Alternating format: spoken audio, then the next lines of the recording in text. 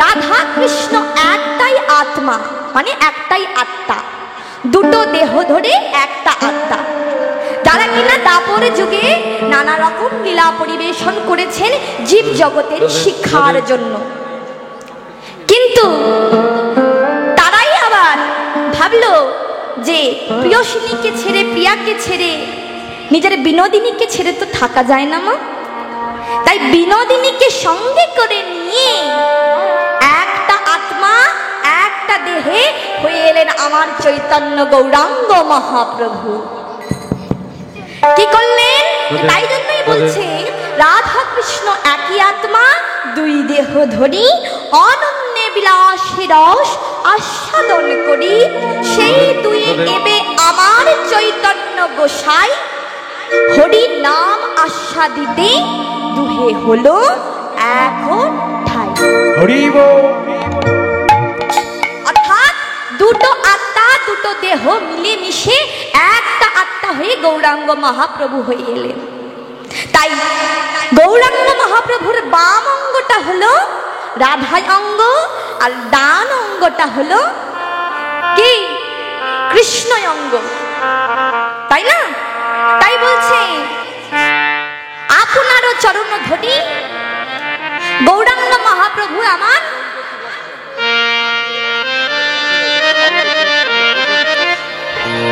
গৌরাঙ্গ মহাপ্রভু আমার কি বলছে?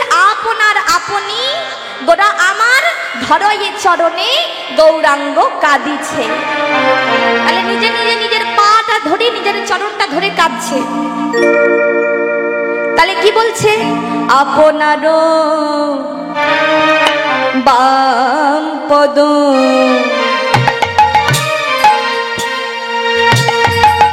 ধরয়ে আপনি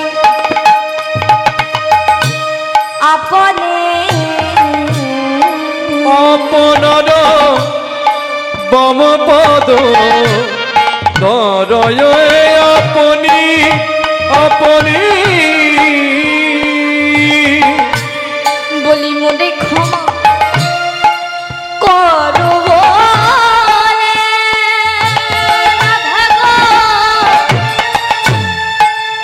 কাঁদে ঘনে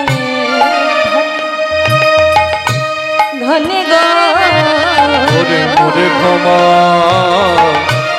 করো বলে রাধে গো কাঁদে ঘনে ঘনে গো। বলি মোরে ক্ষমা করো বলে প্রাণ গোরা কাঁদে ঘনে ঘনে ঘনে গো। আরে মোরে ক্ষমা করো বলে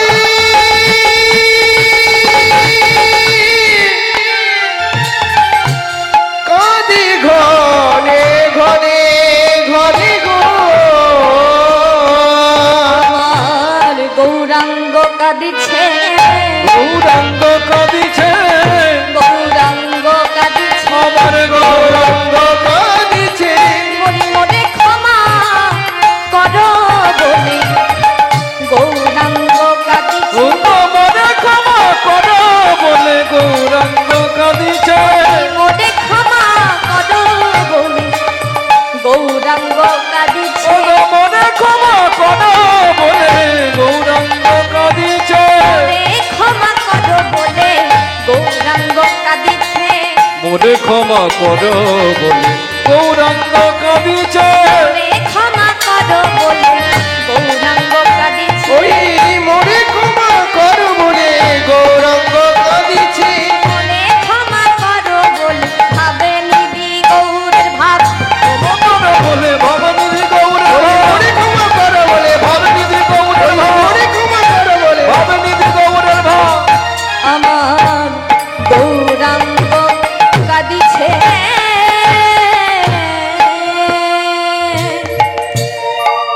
তাই কি করছে? শুধু চরণ দুখানি বক্ষ মাঝে জড়িয়েই ধরেনি মা, তার সাথে বলছে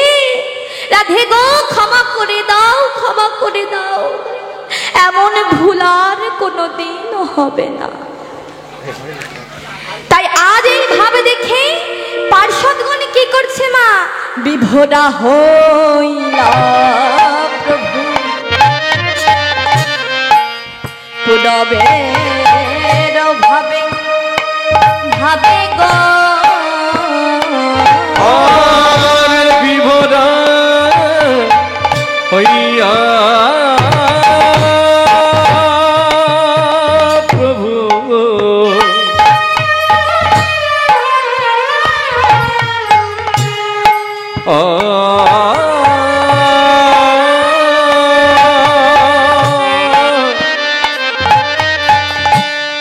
হইয়া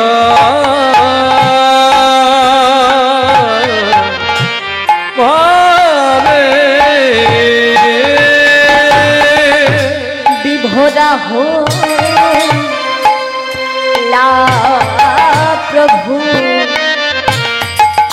পুরবের ভাবে ভাবে গো ওর বিভোরা ওলো প্রভু বিরহে ভাবে ভাবি গো তার নিজ পারি সাদ সাদ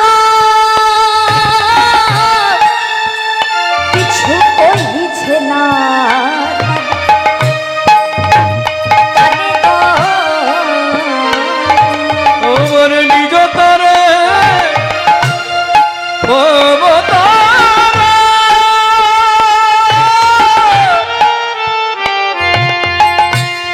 ছুঁয়েছে না তারে প্রভু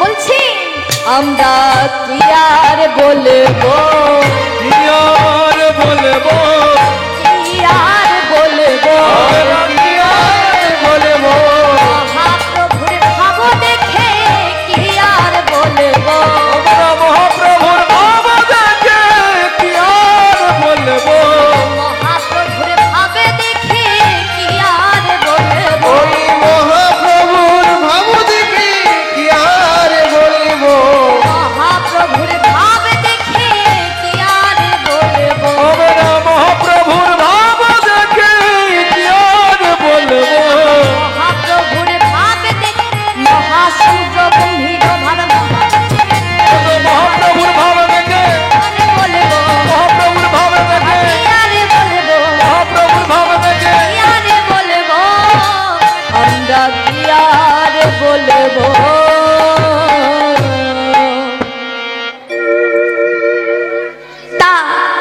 তার পার্শ্বদ ভক্তবৃন্দ যারা ছিল ওখানে মুকুন্দ তারপরে ধরুন আপনার অদ্বৈত আচার্য তারা কেউ কিছু বলতে পারছে না। কেন কেন বলতে পারছে না?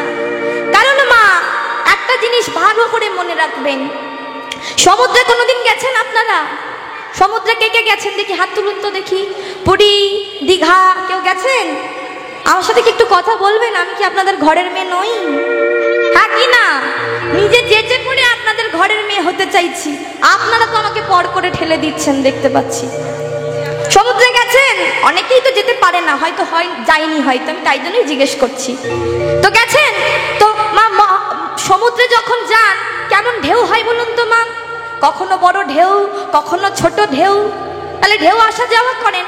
এবার ধরুন সমুদ্রের তীরে দাঁড়িয়ে যদি আপনি মনে মনে চিন্তা করেন, ধরুন ঢেউ গুনছেন, অনেকে সময় নষ্ট না করলে সময়টা কি করে কাটবে একটু ঢেউ গোনা, মানে আমি তো গুনি আর কি।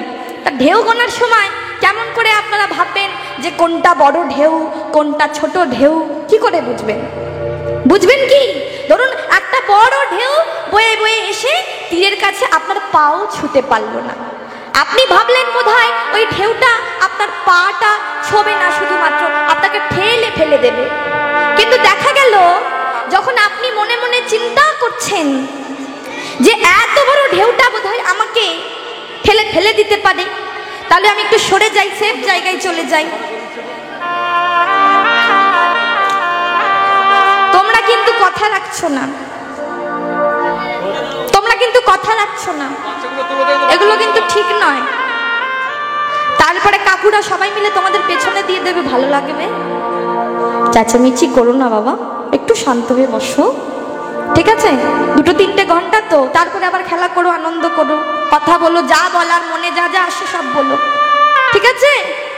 তাহলে এবার ধরুন আপনি দাঁড়িয়ে দাঁড়িয়ে মনে মনে চিন্তা করছেন যে এই বড় ঢেউটা বোধহয় আমাকে ধাক্কা মেরে ফেলে দেবে, কিন্তু দেখা গেল ওই ঢেউটা দেখতে খুব বড় লাগলেও আপনার চরণ পর্যন্ত আস্তে আস্তে বিলীন হয়ে গেল। আবার মনে মনে ভাবছেন যে এত বড় ঢেউ, এত ছোট ঢেউ আমাকে ফেলতে পারবে না। দেখা গেল তীরে এসে সেই ঢেউয়ের ভাব এত বেড়ে গেল, সেই ঢেউয়ের স্রোত এত বেড়ে গেল, আপনাকে ফেলে দিল, হয় না মা? তো তেমনি আজকে গৌরাঙ্গ মহাপ্রভুর যে ভাব, সেই ভাবকে পদকর্তা মহা সমুদ্র গম্ভীর ভাবের সঙ্গে তুলনা করছে। যে সমুদ্রের জলের ঢেউ যেমন বোঝা যায় না যে কোনটা বড় কোনটা ছোট, কোনটা মাঝারি, কোনটা আমাকে ফেলে দিতে পারে, কোনটা আমার চরণে লুটিয়ে যেতে পারে, তাই তার এই এমন ভাব দেখে তার পার্ষদ এবং ভক্তবৃন্দরা বুঝেই উঠতে পারছে না যে আজকে মহাপ্রভুর হলো কি। আর এমন ভাবে বিরহিত হয়ে এমন অশ্রু বাড়ি বয়াচ্ছেন, তাহলে কি এমন হলো তারা বুঝতে পারছেন না, তাদের জানার বাইরে, বোঝার বাইরে। কেন? কারণ সে ভাব আমাদের মতো জনতারা বুঝতে পারবে না, তাই না? তাই কি হলো, যখন মহাপ্রভুর এই ভাব বুঝতে পারছেন না, কিন্তু তার মধ্যে একজন ছিলেন যিনি কিনা মহাপ্রভুর এই ভাব দর্শন করে বুঝতে পেরেছেন যে মহাপ্রভুর হয়েছেটা কি। যখন বুঝতে পেরেছেন তখন সবাইকে ডেকে ডেকে বলছে, ওহে শোনো পার্ষদ ভক্তবৃন্দগণ, মহাপ্রভুর কি হয়েছে তা আমি জানি। কি হয়েছে জানো? কহে দ্বিজ চণ্ডীদাসে বাসুলিয়া দেশে, কহে দ্বিজ চণ্ডীদাসে বাসুলিয়া দেশে, দ্বিজ চণ্ডীদাসে বাসুলিয়া দেশে, কহে দ্বিজ চণ্ডীদাসে বাসুলিয়া দেশে, আহাতুর জয় মান গোটা চাঁদ করিল প্রকাশ। ওগো দুর্জয় মানে হরি বল হরি বল হরি বল করিল ধ্বনি। দুর্জয় মানে গোটা চাঁদ করিল প্রকাশ, চাঁদ করিল প্রকাশে, আজকে লীলা প্রকাশ হলো, লীলা প্রকাশ হলো, লীলা প্রকাশ হলো, লীলা প্রকাশ